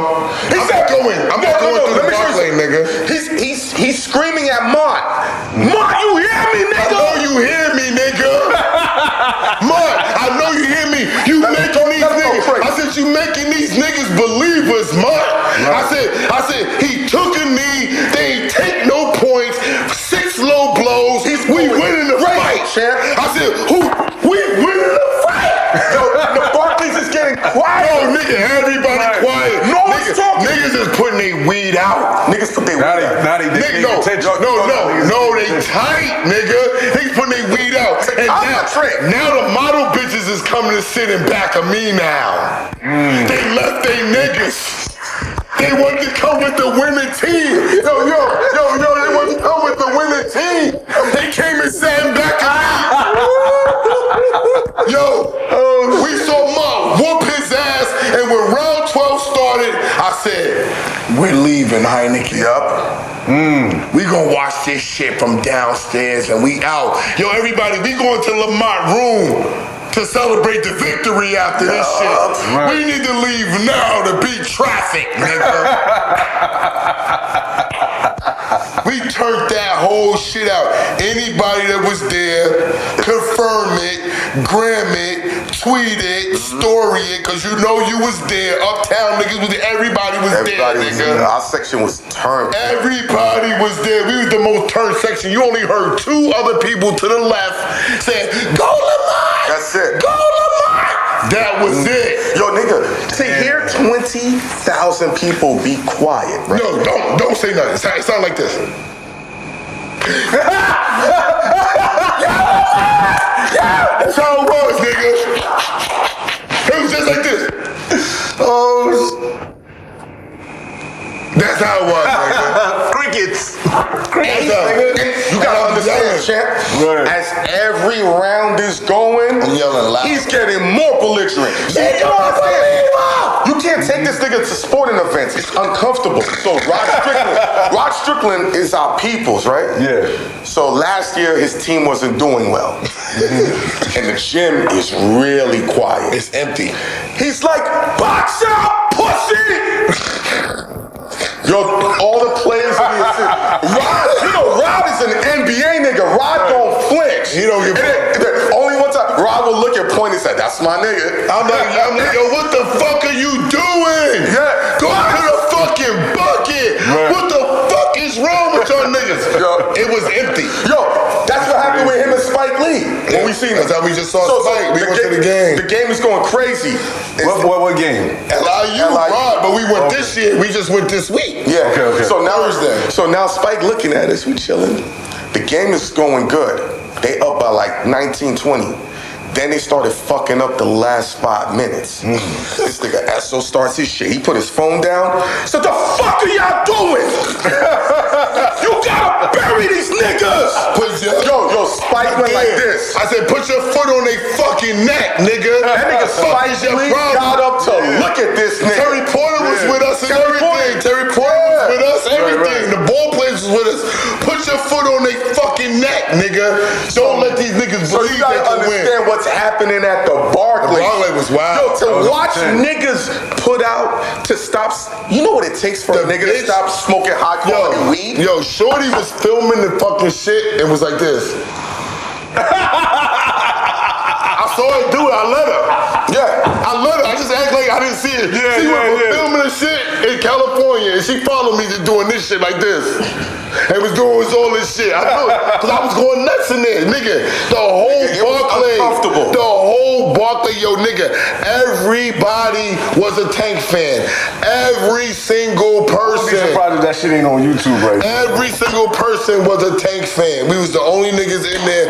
Shout to Lamont. Shout to Nilo. Shout to Bella. Everybody that put us Lamont in the team Senior, roles. too. Shout out to Lamont Senior for showing us mad His love. brothers too, man. Shout out to AKA the Apostle Boxing Bully. Yeah. Chevy Red, although you mad at Hynaken, shout out to you, Chevy Red. E. Kelly, shout out to you, shout out to everybody. Kelly, man. I love the boxing world. Four corners, boxing. Four corners boxing. A lot of dudes showed us why. Yo, man. well, DTLR, we doing something for Morgan State Homecoming. Ooh, it's up. Nice. Downtown locker room, we in the building. Damn, they got a lot of big things So, coming. Champ, Yes. people want to know, is there really a court date or is this shit bullshit? Oh, you gonna just switch the shit up on me? This supposed to be about y'all niggas, man. I'm just... I'll break it down. I have no problem breaking it down for y'all brothers and everybody that's watching. Because honestly now... I wouldn't be here right now. Let's just put it like that. Shit's I been would be in jail. Yo, listen. Hold on. You know what? I want to say something. So far, how Puffy got a court date before you?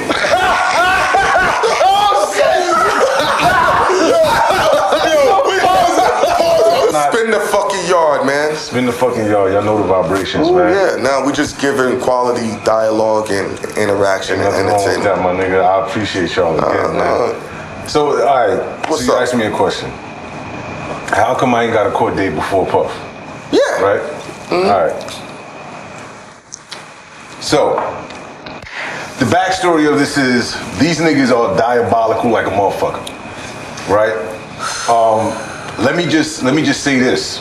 I have a long fucking criminal record. I'm talking about from 96 up to 2014. That's my criminal record is crazy, right? So you got a criminal record while you've been out? No. You said you was out in 2021. Yeah, I haven't done nothing. I didn't get no. So how you have 96 to, it would be to 2014. No, 14, I heard you wrong. 2014. I fucked that Remember, up. I did my last bid. Yes. From 2014 I heard to you wrong. 2021. I thought you said 2024. Yeah, nah.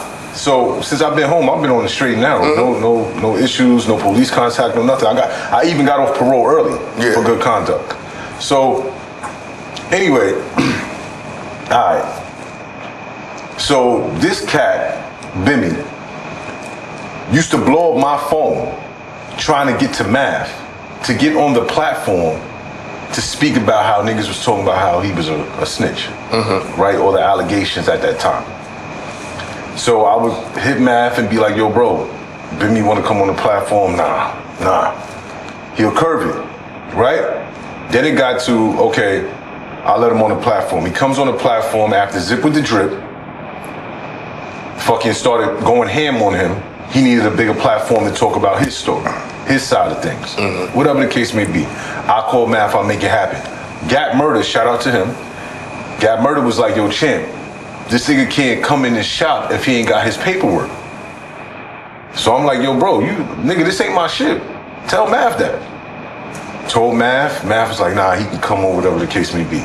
So he comes, I think this was early 2024. He comes on the platform or whatever. He had an orange fucking sweatsuit on. Comes on the platform, he discusses it. I'm gonna keep it real, I wasn't really paying attention, right? He came in, he didn't have no paperwork, no nothing. He just telling the story. Cool. The next time he comes on the platform, he comes with his sister, Deb Anthony, shout out to her. She's a gangster. And she, she controlled that whole interview. She didn't even let him talk, right? Now, I leave Mav show, January of 2024, whatever. Yeah, no matter of fact, the shit with Bimmy was 2023, excuse me. When Bimmy came by herself and Deb Anthony came on, whatever. I leave Mav show January 2024 after I'll Be Out interview. I say in March, April. The nigga Bimmy calls me and says, yo, bro, I'm starting my own podcast in Tennessee called The Park, right? I want you to be a part of it. I'm gonna make you bigger than Mav. That's what he tells me. I'm like, you gonna make me bigger than Mav? I'm like, all right, what up? What you need me to do? I'm gonna have the woman that's invested in this shit fly you out to Nashville. I'm like, all right. That happens. I get flown out. Pause. And, then he comes pick me up. He fly me and Soul B out. We go out there. Everything is cool, right? This camera thing, I do that. I learned this shit to the teeth. We do sizzle reels, right? They have this big projection screen. I still got videos from this shit in my phone. Big projection screen that show a parking, like Baisley Park and shit like that, and all that. There's a park bench there. There's a table with like a chessboard on it and all of that. And they're like, all right, champ, we need you to sit behind there, say who you are, and say, welcome to the park, this, that, and the third. I nailed it. They asked me to do other sizzle reels. I nailed it. This is in the millionaire woman's mansion. Yeah. Nail everything. Cool. Now we just chilling, having a good time. Right? Now I'm going to the video that everybody saw. Yeah, you going into the rooms and shit. No, I wasn't going into the rooms. Let me explain. Okay. So, we were in the pool for most of the day. Right? In the pools, the weather's nice or whatever the case may be. If you look at the video, I have swimming trunks on. And I have no shoes on. And I had a t-shirt on because I ain't just want to be walking in the crib without a shirt on. This is after we shot everything. Or whatever the case may be, we just chilling, having a good time, eating, drinking, whatever. So if you listen to the audio, you hear a lot of voices in the background, right? You hear mad people talking in the background. We were in the kitchen, she had shit catered, right? So we eating food or whatever. I was like, yo, I gotta take a shit. So I left everybody in the kitchen and I went to that hallway where you see me walking down. That was a bathroom I was in. I go in the bathroom and take a shit. When I'm about to come out the bathroom, my partner in LA called me, right? And I'm like, I'm gonna hit this nigga back or whatever. When I come down, I look to the right, and I'm like, damn, I'm gonna call this nigga, but it's mad people right here. It's too loud. So I look to the other way, and I'm like, all right, let me go in this hallway right here. That wasn't a room, that was a hallway going outside of the mansion. So I looked, I was like, all right, I'm gonna go over here and take this call. So I go over there, call my man, yo, I'm in Tennessee right now with Bim, taking care of some things. I'm gonna hit you up later. If you look at how long it was literally not even a minute. And after I got off the phone with him, I walked right back to the kitchen where everybody else is at. Now where the kitchen is at, the problem, the mistake them niggas made in putting out this footage is that they should have showed other camera angles. You just don't show one camera angle of a nigga walking down the hallway coming out the bathroom, looking to the left, then looking to the right, and coming out, and I don't got shit in my hands, right? So I go back in the area, everything's fine, everything's cool. Fast forward, I've been getting text messages all day. I've been not really paying attention to my phone because niggas keep hitting me up saying, yo, bro, I was putting a lot of posts up in my stories of me with Bim. Out at the club the night before, in his Rolls Royce. It's still in my archives, right?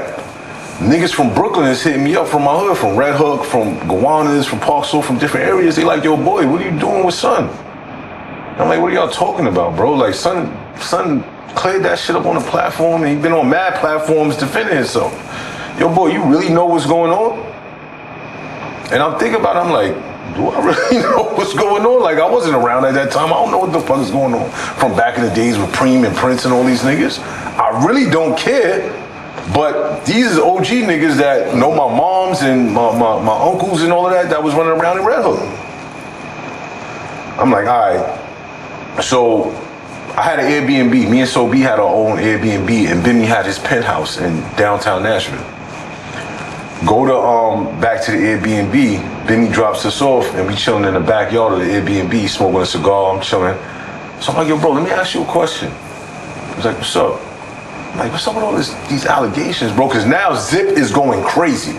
Like, he's going ham. He's on every fucking dark side platform with fucking paperwork and all kind of shit. And I'm like, yo, bro, I got niggas hitting me up, keep talking about this shit. Yo, and I swear to God, before I could finish the last word, he gets up.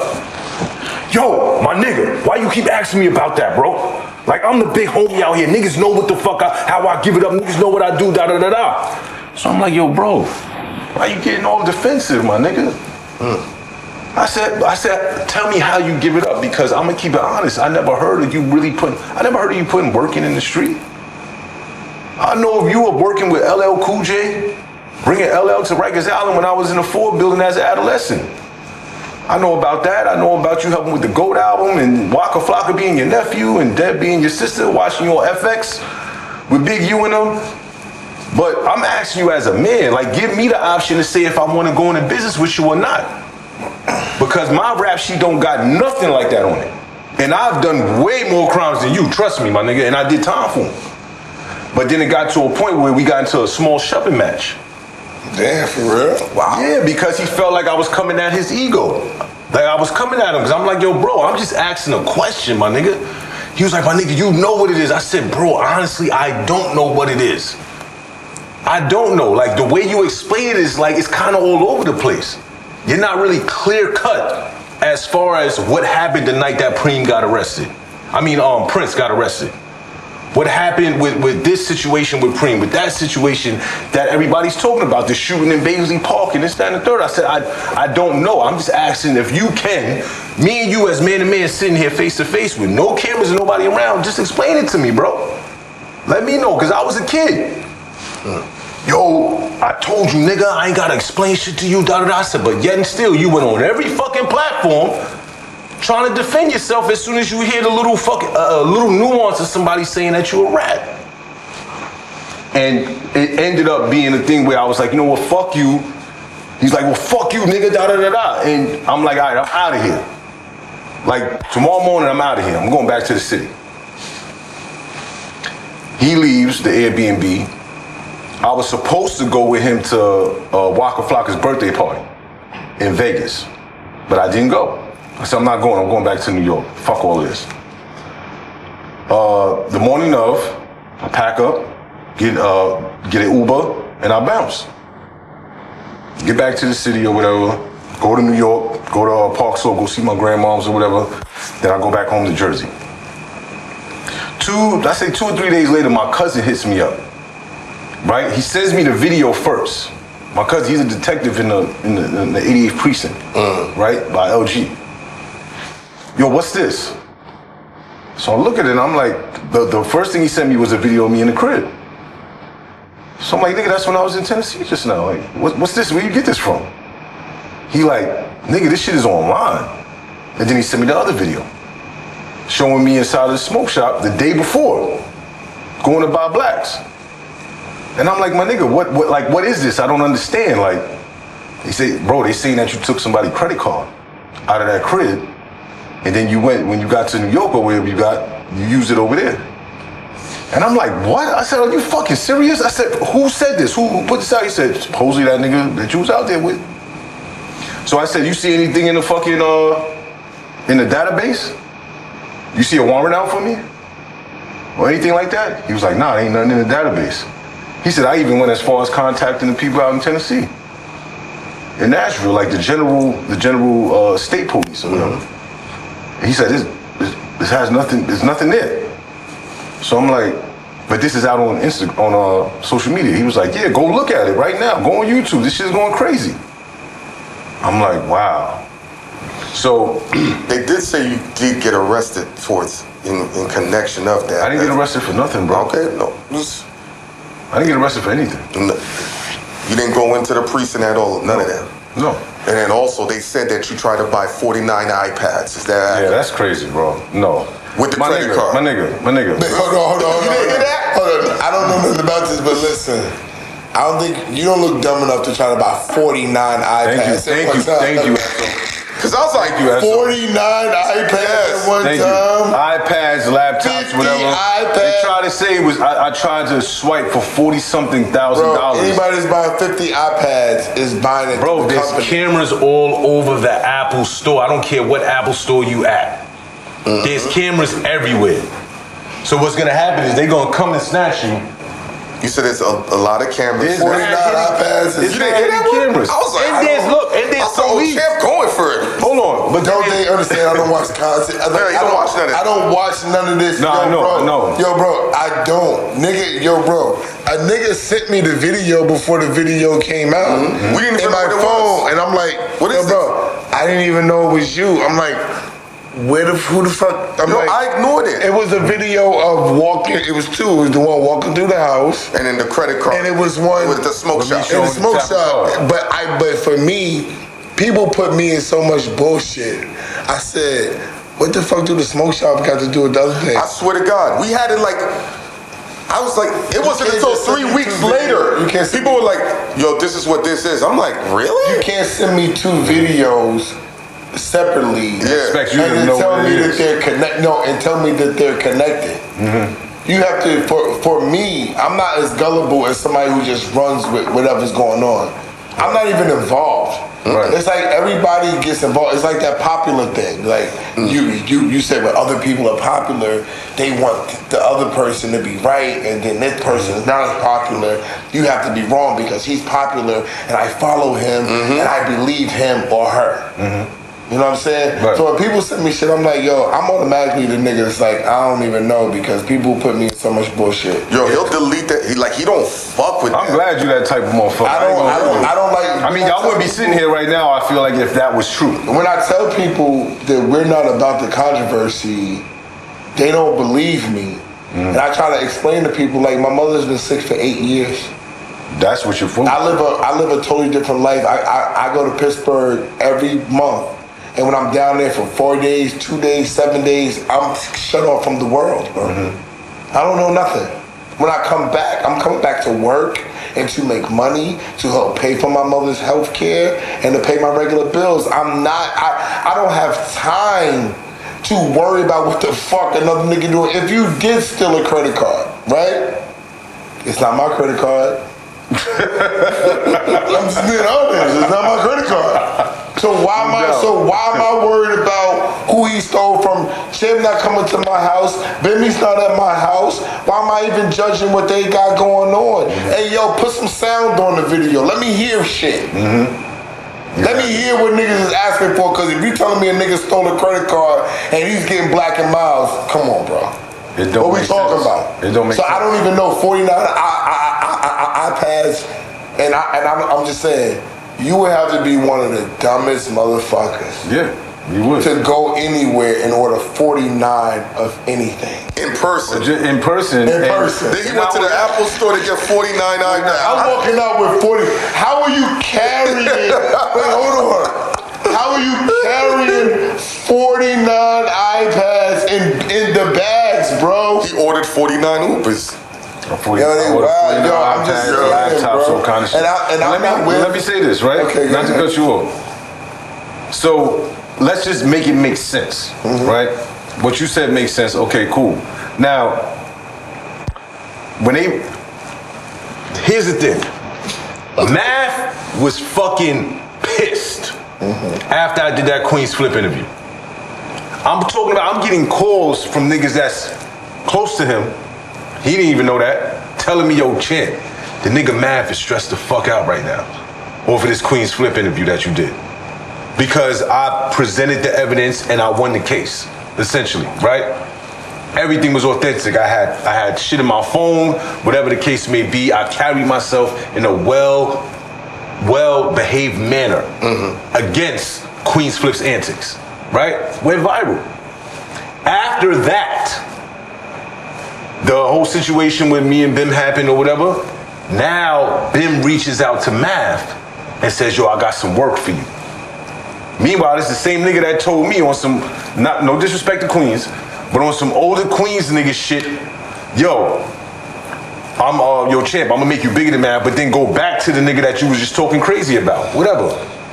Gets on his platform because nobody else was jacking that shit, and Math needed something as a fucking, as a tool to help put him back on top. Because when I did what I did on Queen's Flip platform, and I went on Beehive platform, and I went on this platform or whatever, I had my foot on that nigga neck. Shit was stuck for a minute. Subscriber-wise, view-wise, likes-wise, share-wise. Like, yo, this nigga really bad businessman. Now, Jimmy hits Math. Yo, I got this shit. Boom, boom, boom. Yo, let me come on your platform. And you come on a platform with 10 toes and Soul B, Math would never have allowed that. Soul B and 10 toes, who the fuck are those niggas? But you bring them niggas on here because they talking about me. And because of what I did. I'm not gonna lie, I played. Look, hold on, Esso. I play a hand in it. Hold on. Keep your thought. I want to hear this. Hold on. Okay. I play a role in this because I did some shit that got too personal. I took shit that Jen sent me, right? When Math was beating her ass. And I sent that to Tasha K. Come on. Listen. But Champ, this is what I'm giving you the backstory. Let me just say this. He asked about this. Let me just say this, Champ. I don't talk about Jen. Yeah. I don't be talking about niggas, girls. That shit's tough. Because I have a wife. I get it. I understand. I'm not talking. No. Time out. I'm not talking about in a bad way. I'm telling you why this happened the way it happened. No, you know why that's tricky? You were there remember when Tony Ayo asked what happened with me and Kay Sled, and I had to explain the Remy story? Even though that was the truth. It don't sound right. And I had to apologize for telling the truth. Yes. That's why we're jumping into that. This is what I'm saying. It's tricky to bring his I get you, but I'm giving y'all the backstory. I've since apologized publicly. Yeah, but I've since apologized to Jen and Math for even playing that type of position. I should have never done that. That's between them two. Whatever they got going on, that's between them two. Jen out of no, I if get it's it. Jen involved, let's just skip over that section. Yeah, just say you did something. Let's just skip over. I know you want to get. I got you. That's all I'm saying. Let's skip over. Shout out to them and her and everything like that. But what I'm saying is, the first thing Bim decided to do was go to Math. That's the first platform he went on. So essentially what you're saying is Math was retaliating against you. Yes. Okay. Does he not have the right to, though? And I'm not saying he was wrong for that. Now, could it have been a thing where it's like, yo, let me call this nigga. Because this shit is getting out of hand now. Street niggas don't do that. Street niggas don't call. Street niggas don't call, they just gonna go to the internet, you saying? Yeah. That's why this shit spiraled out of control. It's not right. And I'm not talking about your situation. I'm talking about street niggas in general. The streets is the net now. Yeah. Because it's like. But real street niggas is coming to see you, bro. But real street niggas is using the net first, and they threatening niggas, and then they come to see. The net is the beginning of the streets now. Yeah. Street niggas y'all gotta accept it. It sounds crazy. I'm not a street nigga no more. Whatever background, niggas gotta accept it. The beginning of the streets starts right here, because this is where it's tough at. Yo, I'm gonna shout you out. I'm gonna expose you. I'm gonna put you on blast. And then when I see you after that, we know what it is. Yeah. This is the beginning of the streets. It's the announcement. This is the beginning. So that's why everybody's going there, because nowadays niggas is inside. See, Champ can film here where nobody's coming. Nigga gotta really walk up on us. They don't know where we at right now. Right. Somebody gotta really either give somebody a drop, or they gotta walk up on us for you to see what's going on. So right now niggas can shout niggas out and be in West Bubblefuck. That's the thing. That's talk their shit. Right. And they don't be nowhere near the action. We could be in Arizona going crazy. If I was in Arizona in my backyard in Sedona with my bitch growing my weed, it's up on YouTube. Everybody's a bitch. Everybody's a bitch. And I'm exposing every story. Come find me. Right. I'm on my farm. Yeah. The fuck is you talking about? And niggas don't travel to farms. Why has no nigga ever ended up by Dave Chappelle's house? He's in the not over there. Right. Come on. Not over there, what I'm saying overall is that your shit ain't true. The whole situation that Bimmy is saying took place is absolutely fucking false. It never happened. I would never. So they set you up? Essentially, yeah. Essentially, I was set up on some diabolical shit to bring me down and take me away. Not only that, the nigga Math made a fucking diss record about it. He made a diss record called Go Away. That ain't do too many views on YouTube. All that does is, listen, I don't be mad at Math like everybody think. I'm not mad at Math like everybody think.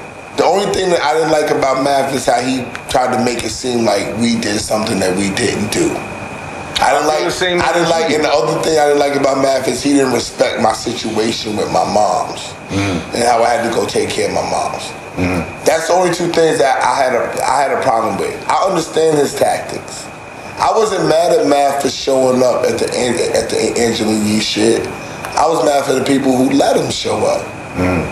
He's doing what Math do. He didn't come on no aggressive, trying to be on some street shit. He don't be doing that. He's really on, like real talk with us. He's on his content shit with us. On some real shit. Like, he's on his content shit. He not on no bullshit with us. Like, we not calling, threatening him. We know he know niggas. He know we know niggas. It ain't even, we're doing media. We've been around each other many a times. We don't have to get along. You know what I'm saying? That's not a prerequisite.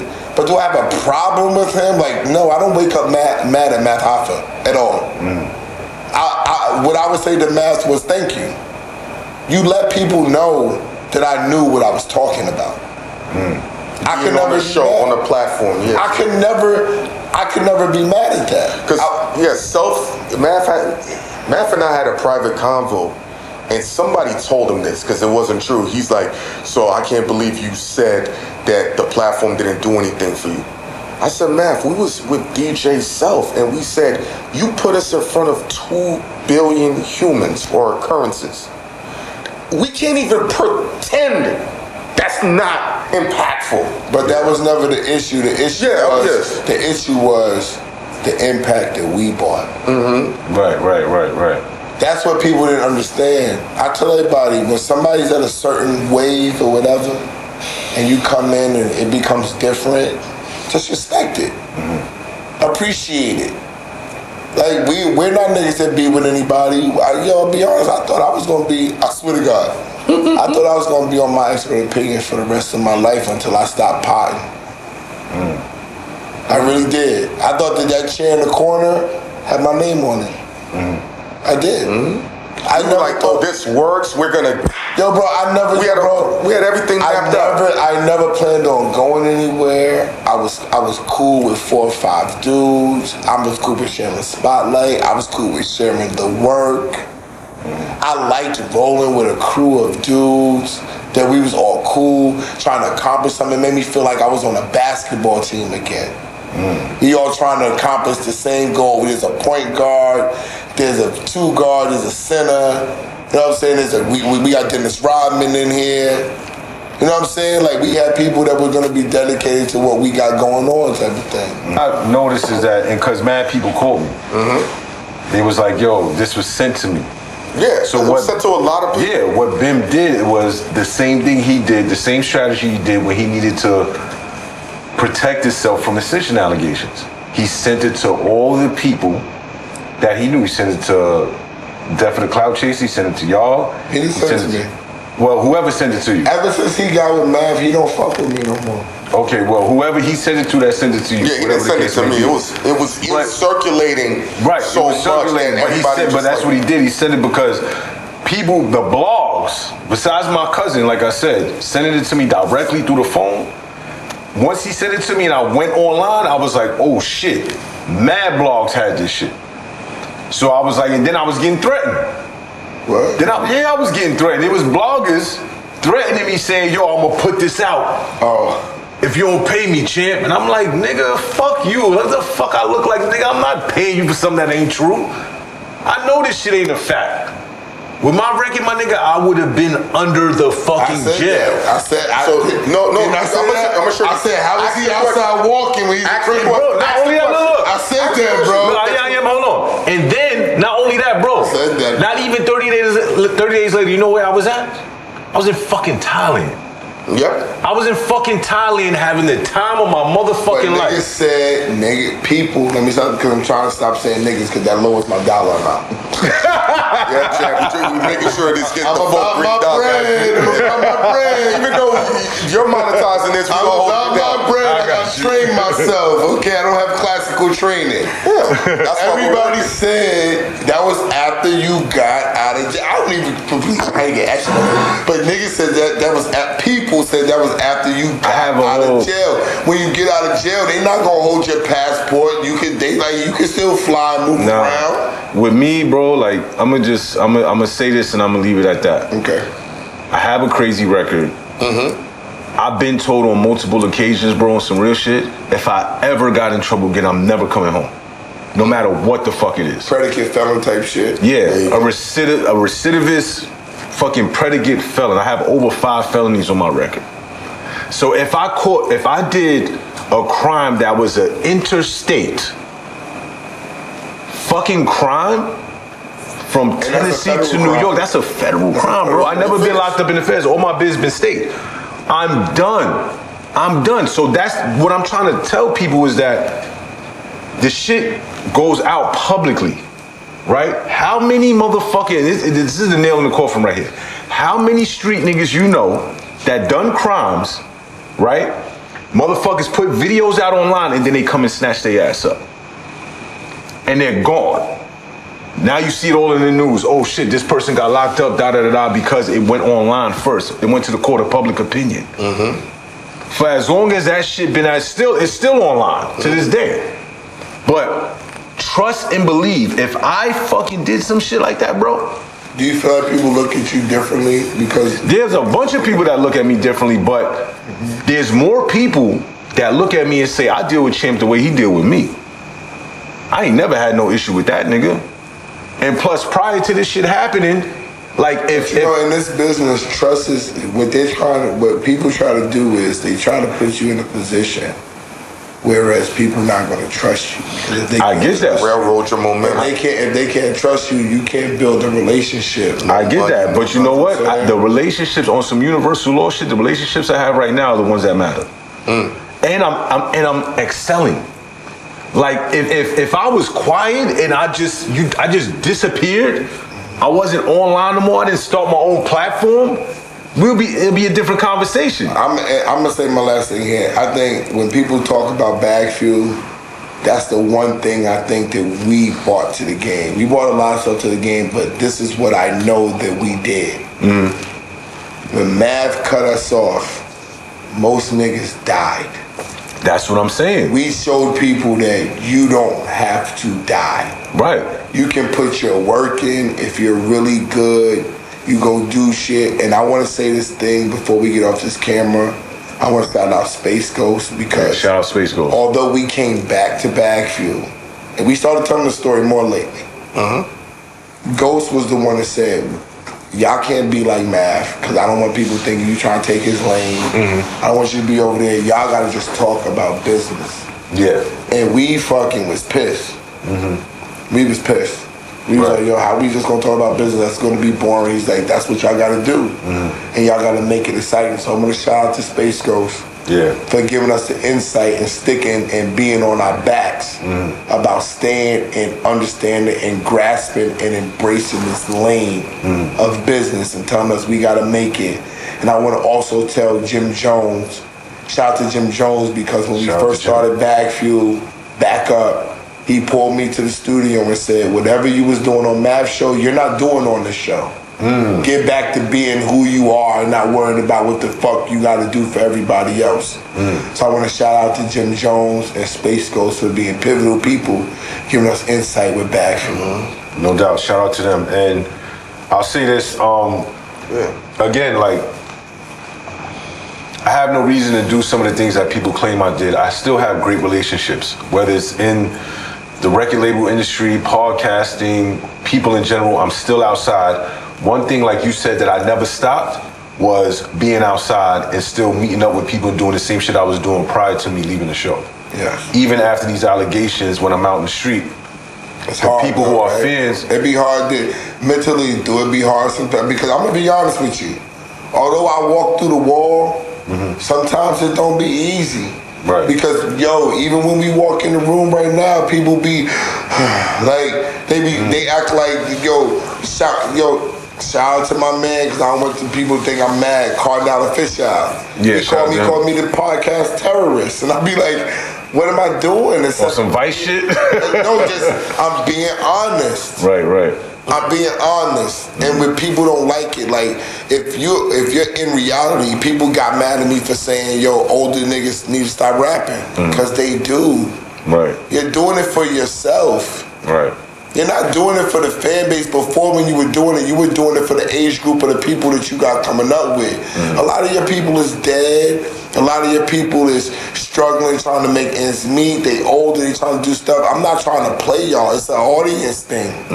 If you want to make an effect and change, you want to put into these young dudes that's not doing it correctly. Right. Find a way to make music off of rap without just being a rapper. And that's why they're mad at me.